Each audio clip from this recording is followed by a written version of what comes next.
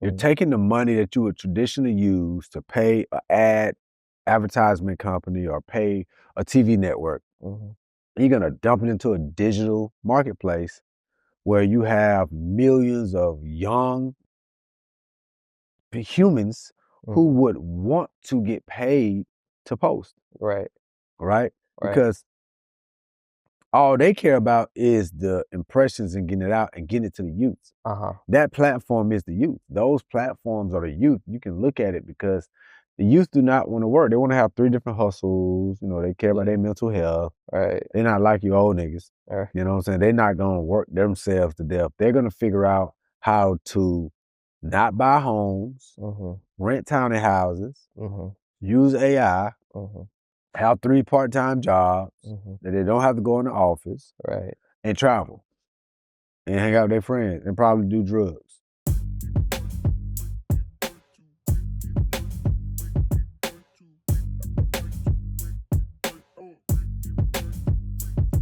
The influencers have always been around because it was usually like determined by how many followers that you had on the platform. 100%. So when Twitter first started, there was a bunch of people that had a bunch of followers on Twitter. So they would have a certain level of demand or a certain level of like cachet.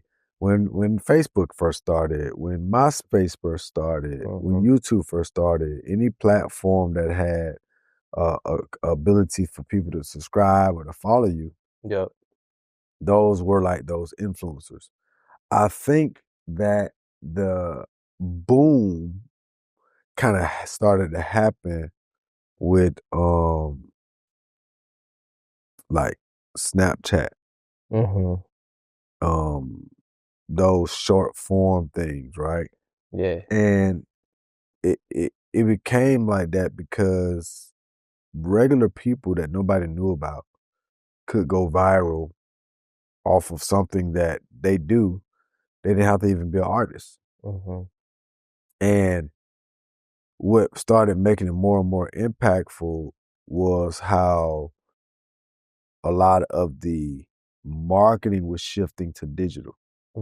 Right? So if you follow the shift of digital spins, the shift of like social media managers, social media marketing, it was the second iteration of digital. It was the influencers. And that was, first it was social media. No, at first it was like bloggers. Right? Then it shows social media became very impactful because you start having more like social media managers and stuff like that. Then the influencers, which is really nothing but a subculture of social media. People, they're only using social media to like amplify their reach. And brands started to follow the data and started to realize like, oh, well, I could spend more money. I can get more bang for my buck by going to people and letting them market a product versus traditional marketing, right? And it's nothing but, you know, the multi-level marketing approach. And what I mean by multi-level marketing approach, one of the most impactful things about multi-marketing was that instead of them spending their advertising or their marketing dollars in the traditional ways, they would just pay people to go out and pay other people to talk about their product, right? And then influence. Right. And then you would just sit on top of that person. So if you got 10 people working for you, you know what I'm saying, going out in the community and saying, buy this product, buy these knives, whatever it was. Everybody, whoever you was under, they would work, right? So right now it's just the platforms are the ones that's the owner of the content, of the algorithm of the platform. And now brands are starting to go, you know, more and more directly to consumer to become more popular amongst the youth or whatever the case may be. So I think that the influencer boom started to happen more and more as digital marketing started to become more of a primary driver for marketing, and a combination of how music was starting to be, you know, consumed, how sports was starting to be consumed. In a digital landscape. 1000%. Well, this is another episode of FYM with Ty and Yoh. Yeah. That's my man Ty. I'm Yoh. And we're talking about influencers and the digital landscape and the change that has kind of been unfolding over the last, you would say, 5 years? Yeah, 1000%. Because I would say up to 2019, everything that you've been saying was pretty much where we were moving toward in terms of the standard of the digital influencer. It was the social media websites, it was your follower accounts, it was how brands were able to use you as a advertiser, as a billboard to support certain things. A lot of marketing campaigns started to be associated with people that was online, not because they were famous for a career outside of who they were on these platforms, but those platforms specifically is how you were able to earn your bucks. But what are you saying now since 2020? What has changed? I think that the way that brands are looking at how they're spending on the marketing side is starting to change. I think that there is a post influencer era that is happening. I think that you're going to have more people listening to more trusted voices of people that actually are experts in whatever that thing is. I think it's going to become more niche when you start thinking about the marketing. So you're not going to have this random influencer promoting workout supplement powder just because they got a bunch of followers. I think that, the audience is going to get smarter and just really be like, nah, I don't really believe that person. They can see through it now. Yeah, I don't really believe that person just because they got a bunch of followers, because that's what will happen with artists. And it stopped being effective, where the artists wouldn't even drink soda and be promoting Pepsi. Yeah. Right? Yeah. But it's just because it was an artist and people would really buy into it. But I think now it's starting to get to a place now where the influencer era is going to be cannibalized by AI. Now, what is the response to that if you are an expert? How would you move in this day and age? If you're an expert in the field, one, I would be doing talking engagements live. I'd be out in them streets. If I'm an expert, I'll be trying to figure out how do I get in front of a classroom to teach people about what I'm doing. If I'm an expert in marketing, I'll be trying to figure out how do I utilize AI to help build out my business more. If I'm an expert in art and creating music, I would try to figure out, one, how do I get in front of people more live, in person? How do I mobilize locally? How would I also utilize AI to develop my ideas to help close the gap on things that I might have needed 7 people before in the past to do? I think the niche approach is going to be a very, very lucrative thing as AI grows, as fans get more smarter, consumers get more smarter, their money gets tighter, and they're only going to want to buy and purchase things that make sense. When we first started, I was asking you, did you know about this platform called WAP? Right. And WAP is one of those digital marketplaces where you can go on and you can win prizes, make money, connect with people, sell products, whatever the case might be. WAP is so important to me because Generation Alpha, and is it what's the alpha? Is Generation Alpha, then is Generation Z?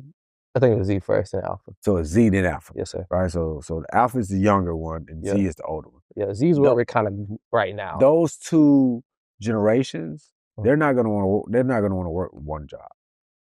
They're not even gonna want to work one full-time job. They're not trying to be there. Platforms like WAP, where big brands can come to these platforms and say, "Hey, I'm gonna put $1 million into this platform. I want digital content. I got this new car, this is the assets. I want you to go out and I want people to post it, and I'm gonna pay you $1 for every 1,000 views that you get. Okay. Right?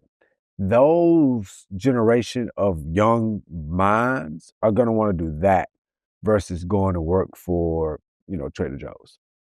Now you're saying that the brands will go to WAP with a campaign and they just need you to kind of spread it. So this is almost kind of like a street team? You can kind of look at it as a street team, but it's multi-level marketing, bro. You're taking the money that you would traditionally use to pay an advertisement company or pay a TV network. You're going to dump it into a digital marketplace where you have millions of young humans who would want to get paid to post. Right. Because all they care about is the impressions and getting it out and getting it to the youth.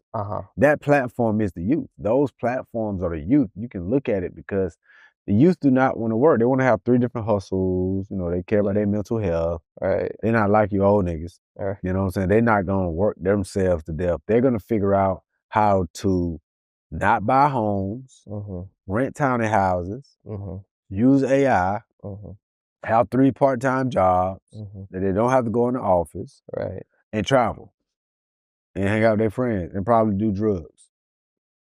Good chance. Yeah. So it's like the influencer days of it's not that it's a post era after influencer. I think TikTok was so huge that people started to think that it was like only a TikTok thing. Even though influencers is making money in multiple different places and multiple different spaces, I just think it's gonna be louder and it's not gonna feel like influencers anymore. You know what I'm saying? It's gonna more so feel like these many brand managers.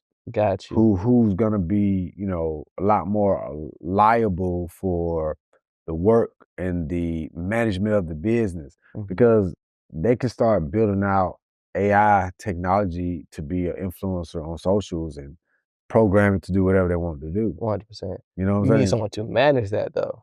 You need someone to manage it. You would rather it be somebody that has a unique identity, a unique, thought process. That's one thing about the AI shit. It's gonna be creative, but it ain't gonna really have like the same level of personality that a person would have and the impromptness that it's gonna have. I mean, probably in 5 years it will though. Right, the way it's evolving. But to your earlier point about the influencer market, you had a bunch of followers. Next thing you know, you're selling flat tummy tea. Like that period of time was so interesting. That was the first one. You get that flat tummy tea.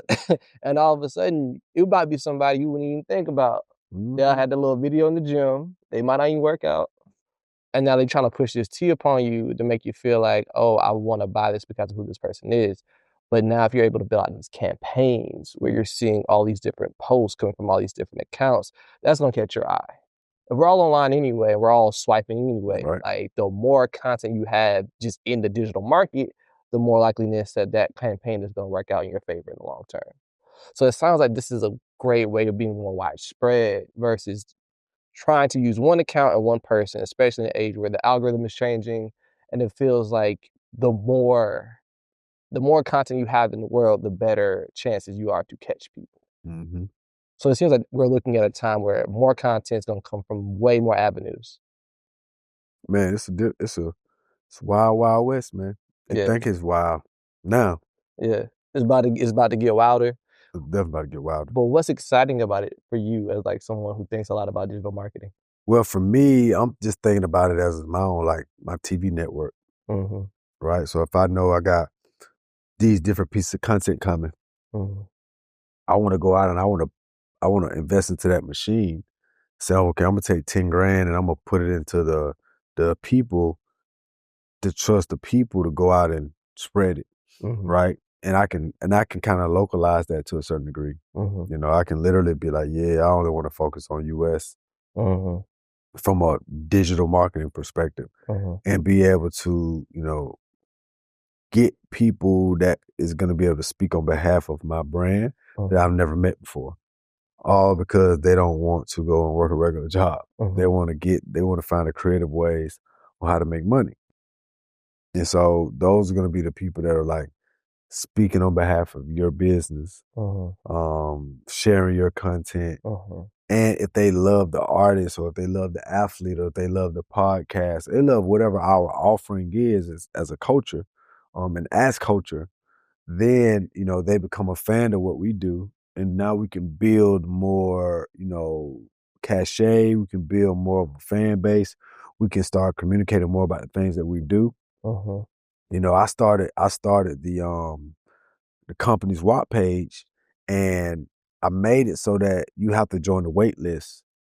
You have to answer a question. And I'm not going to open the overall business up until I get 500 people on the wait list. Once I get 500 people on the wait list, then I'm going to blow it out. And what I'm doing is I'm running these ads right now, and I'm using all our different clients. So I'm using like Callie Sway, and I'm using creators from her.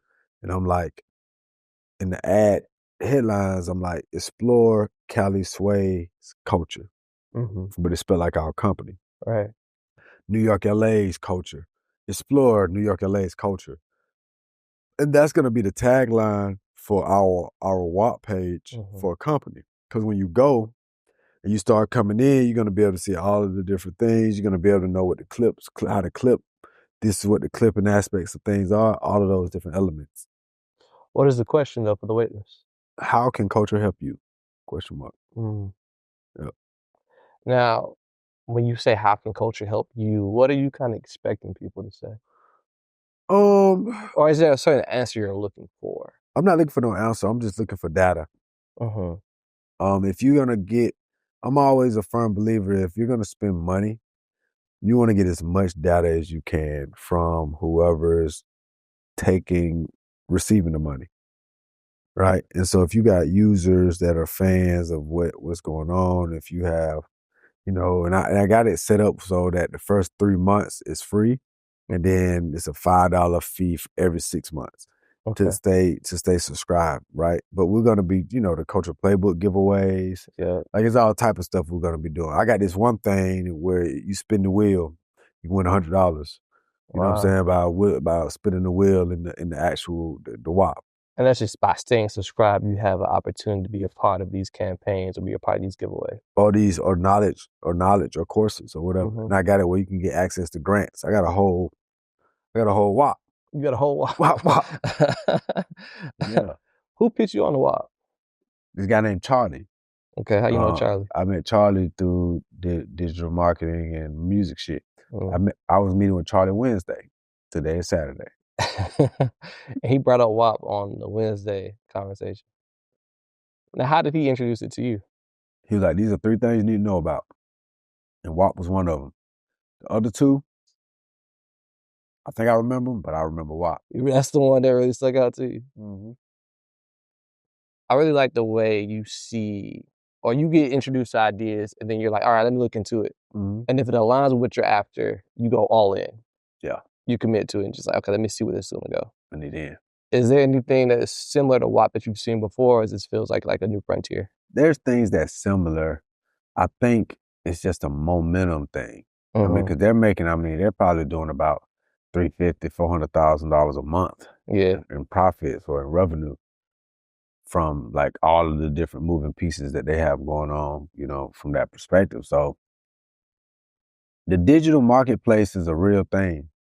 I think that's going to be a real space because basically you can go there, you can sell your books. Yeah. You can sell your courses. You can sell your merchandise. You can sell your digital drawings. You can sell, you know, whatever service you provide. You can pay people to promote.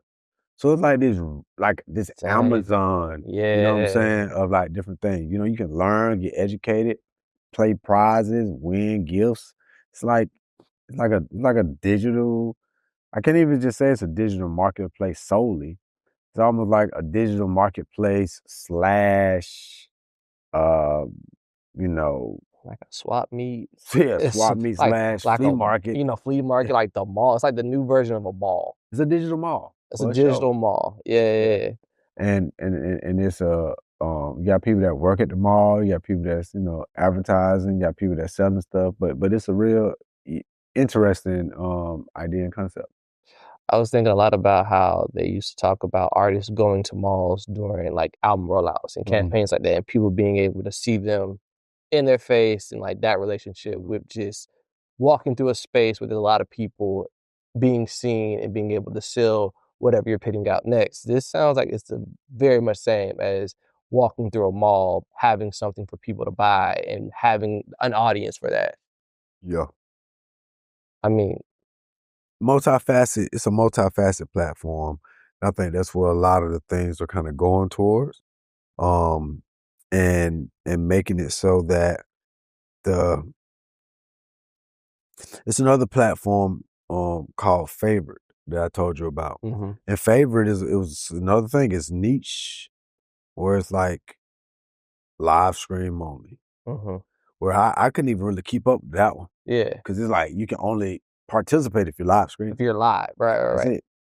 You know, it ain't no other way to like participate with it. I do think Twitch kind of brought in a new kind of influencer of just paying attention to what Castanet has been able to do with that platform solely has been really interesting because he was not famous. He was not somebody that was known outside of like live streaming, and how he's been able to turn that into, he's in commercials now, and he's been able to uh, bring in other influencers, or I guess, I don't know if you call them influencers, but interesting people who can now later on have influence because they've been on the The channel. thing about it is, you know, I don't know if Castanet is an actual gamer or if he just is, like he just sit on Twitch. Yeah, right. From That's that kind of funny. perspective. So it's interesting because the usually when people go on Twitch or those different things, they're actually, you know, watching people play games. Yeah.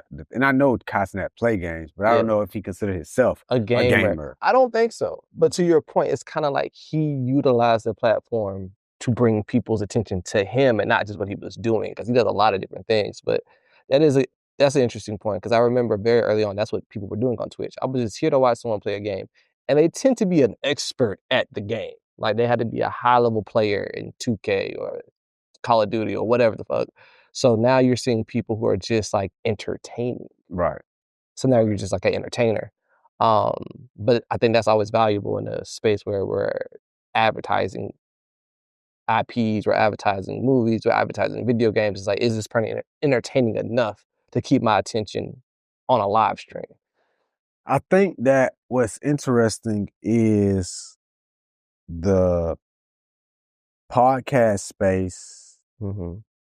is such a large space for advertisers to participate in as well, because that is another way for you to get like directly to like authentic voices. Mm-hmm. Yep.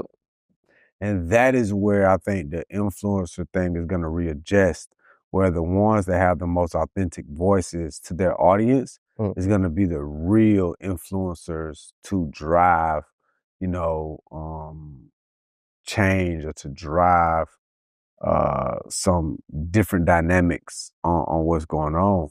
And, you know, that is a big bet that I'm making. I'm making a bunch of big bets on like AI, podcasting, that part of the business, and live events. Those are like my three core bets that I'm making over the next 5 years. You know, and the influencer side of it, you know, I think podcasters are going to be the next like influencer wave. Yeah. You know, I don't think it's going to be the ones that's like trending on Snapchat and TikTok. I think they're still going to be what they're going to be, but the individuals that have taken the time to build out their audience on podcasts, I think they're going to be the next wave of like a different iteration of an influencer. Got you. I mean, this is all really interesting because I haven't really seen anyone have the conversation about this big shift. I feel like everyone feels it though. It's very, it's a changing landscape, right? It's a changing landscape. I feel like now what do you see as far as like the value of the follower count today? is the follower still valuable, or is it more about like your ability to activate an audience? I think it's about the engagement. Mm-hmm. I really do, because you think about it. If you got 5,000 people willing to download, let's say, the episode of Fuck You Money, Mm-hmm. right? If you 5,000 people downloaded every episode, right? Mm-hmm. But you only got 8,000 followers on Instagram, Yeah. couple of grand on Twitter, YouTube subscribers, so you got 10,000 YouTube subscribers. But the fact that 5,000 people want to hear your message, Yeah. you just got to know how to monetize that in a real way, Mm-hmm. right? And I really truly believe in engagement. That's what I'm gonna pay for. Mm-hmm. So if I can know that, I'm gonna get a higher click-through rate by marketing with a smaller brand versus a huge brand, Yeah. and that's what I want to do Mm-hmm. when it's all said and done. Right. That's a good way of looking at it, because I definitely early on, it was the bigger brand, or the concept of the bigger person was way more attractive. If I can get this to so and so and they post it, the number's gonna run up. But honestly, if you're able to get a smaller company or a smaller group of people to give you a higher engagement rate, that's way more valuable long term. Mm-hmm. So you see value in the engagement and being able to build engagement, but through platforms that might not seem as large. But as long as the numbers show up, then how Yeah, can you deny it? yeah, man. Listen, there's so much noise Yeah. that if you're cutting through, Mm-hmm. you have to really take advantage of it. You Mm-hmm. know, I don't think like people really understand the shift that's about to happen on the digital side, Mm-hmm. because I mean, humans are gonna be not replaced, but the concept of what an influencer looks like today versus when this AI technology is able to like duplicate the same behaviors and Yeah. activities and can drive discovery, it's gonna be like Mickey Mouse. You know what I'm saying? He's gonna be like, Mickey Mouse got an Instagram account. Yeah. And he's out, this motherfucker, Mickey Mouse is outside. So when you see Mickey Mouse on Instagram, right, he's Mickey Mouse. Then you fuck around and go to anywhere, you see Mickey Mouse. Yeah. Then you fuck around and see Mickey Mouse at goddamn, Chick-fil-A.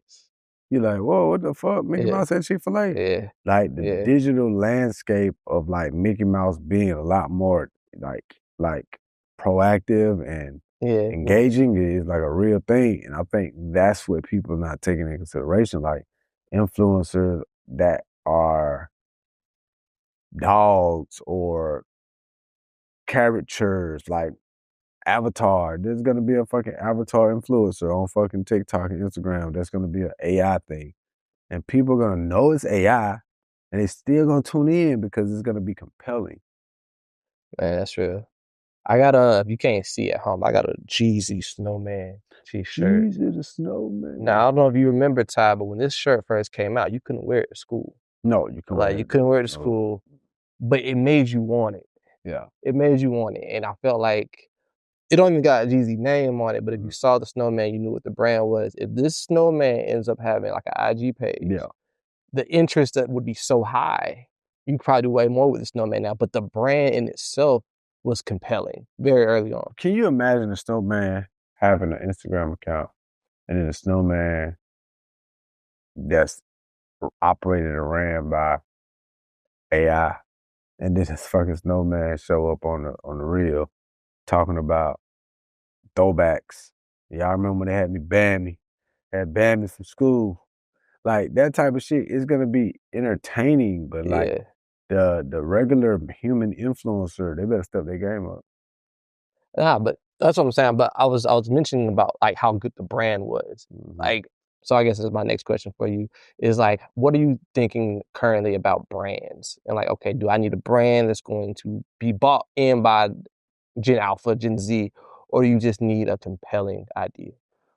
I think you need a brand that has an authentic voice that really fits a niche audience. I think niche audiences is gonna be how you really build your brand up. I think if you go too wide with your brand today, it'd be really, really difficult for you to like kind of like pull it back. So with brands, I'm thinking about authenticity, being authentic, and for them to have like a niche audience to really be able to elevate. Because I mean, I've been paying attention to this site on Instagram that talks about all these founders that's built these businesses. They talked about one founder that built a business for like 240 million off of olive oil. Olive oil? Olive oil. Yeah. Olive oil in like a little weird like spray bottle. Tunnel container, yeah. Yeah. Called Gonzaga. I think Graza. I was looking at that shit, build a motherfucker up to be goddamn $250 million business. Wow. And it's like multiple like Olipop, Poppy. These are Olipop and Poppy. These are like healthy sodas. Yeah. Who the fuck want a healthy soda? I never would have thought a healthy soda would be a thing. Right, but I'm just saying, like, so these are businesses that are exploding 100%. that are literally like focusing on these niche audiences, and then it's like they expand out out versus trying to be the next Coca-Cola and get everybody. You're starting with a very small audience or very small niche idea and then bring that out.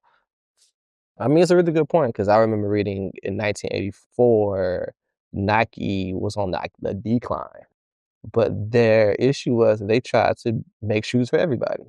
Like they kind of like lost track that they were a track shoe or that they were a sports shoe. They tried to be a casual shoe. And it wasn't until Michael Jordan did they have an upswing, but then they were able to brand themselves as a basketball shoe, which felt very niche. And it wasn't like everybody was trying to be professional basketball players, but if you saw Michael Jordan dunking some Nikes and you see a basketball go outside your, you know what I'm saying, your schoolyard, you want to play like Mike, even if he was never going to the league. So, I mean, it was a niche idea to just sell basketball shoes or prioritize basketball shoes over the casual shoe wearer. But it worked. Niches to the reaches. Niches to the reaches. Oh, man. Well, I think that's incredibly insightful, and I feel like it gives you a lot to think about in terms of how you're going to build your business or build your career or just build your life in this brand new digital age. Yeah, so if you are thinking about building out your brand, trying to use influencers to sell your business, to sell your product, you might want to rethink it. You might want to rethink it. You might want to think about what are the new ways to really impact the market because consumers are getting smarter. They're not just listening to anyone. You know, being authentic to what you're talking about, what you're doing is gonna be the new way. And the reason why is because they're gonna be so confused on what voice is real, what voice is fake. Yeah. Is this person AI? Is this person not AI? So if they feel like they can go and touch somebody in real life, or they see them on TV in real life, or movie signing, or whatever, they're gonna be more trusting of those authentic voices than they are of things that they're just discovering online. Right. It's harder to trust. And that is another episode of FYM with Ty and Yoh. Tune in. Tell us in the comments how you guys feel about WAP and how you're thinking about the future of your digital lives. Yep.